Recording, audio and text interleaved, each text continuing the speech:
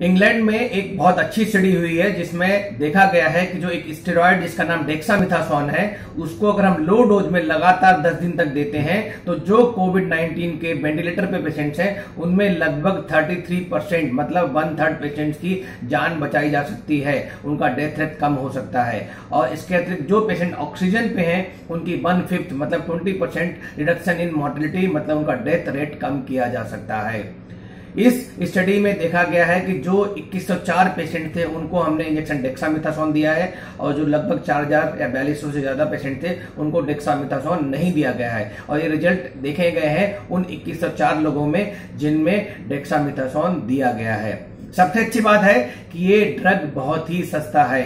अगर 10 दिन की हम कोर्स देखें इंडिया में अगर 6 milligram per day single dose oral या इंजेक्शन के द्वारा देते हैं तो 100 रुपए से भी कम कॉस्ट आती है। जो इस समय हम देख रहे हैं जो रेमडेसिविर और बहुत बहुत महंगी दवाइयां हैं जो लाखों में पैकेज मिल रहे हैं, अगर ये चीज हम लोग इंप्लीमेंट करते हैं, यहाँ पे ये वाला ड्रग देते हैं अपने मरीजों को, तो शायद इससे सस्ता इंडिया में कोई इलाज नहीं हो सकता है।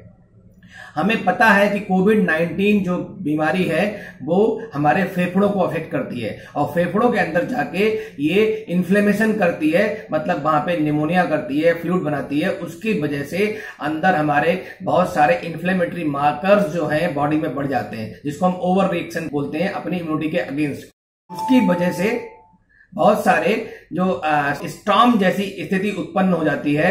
तो जो ये ड्रग है डेक्सामेथासोन उस स्टॉर्म को कम करती है, उस इन्फ्लेमेटरी रिएक्शन को कम करती है, उससे जो खतरे होते हैं, जो उससे डैमेज होता है हमारी बॉडी को, उसको कम कर देती है।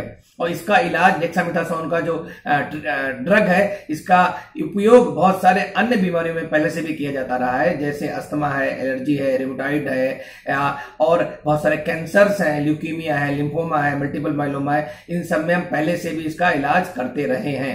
चूंकि इंडिया में ये ड्रग बहुत कॉमनली अवेलेबल है और बहुत सारे जनरल प्रैक्टिशनर्स और लोकल प्रैक्टिशनर्स गांव में देहात में झोला छाप डॉक्टर्स भी इसको बहुत ज्यादा यूज करते हैं, तो इसके खतरे के बारे में भी हमें पता होना चाहिए। ये ड्रग लाइफ सेविंग ड्रग है, पहले से भी हम यूज करते रहे हैं, लेकिन इसके गलत यूज को बचाने के लिए हमें ध्यान रखना है कि ये उन मरीजों में नहीं देनी है जो कोविड पॉजिटिव पेशेंट भी हैं, जिनको बहुत माइल्ड सिम्टम्स हैं या जो एसिम्टोमेटिक हैं। ये सिर्फ उन्हीं मरीजों में कारगर है जिनको निमोनिया है, जिनको ऑक्सीजन की जरूरत है या जिनको वेंटिलेटर की जरूरत है।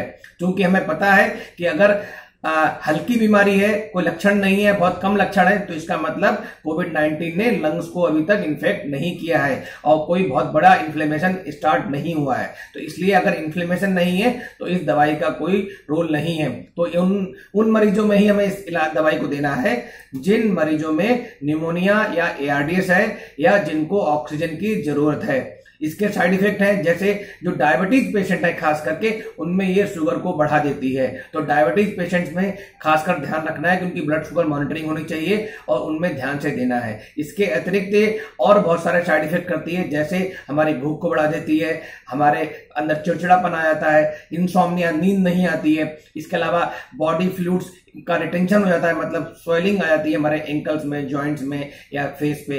तो ये सब चीजें इससे हो सकती हैं, तो उसका उपयोग हमें सोच समझ के करना चाहिए। और ये इंडिया के लिए तो बहुत अच्छी खबर है क्योंकि हमारे डॉक्टर्स पहले से ही कोविड-19 में इस ड्रग को यूज कर रहे हैं और अब उनको इस स्टडी की वजह से और ज्यादा कॉन्फिडेंस होगा इस दवाई को यूज करने में। Thank you very much.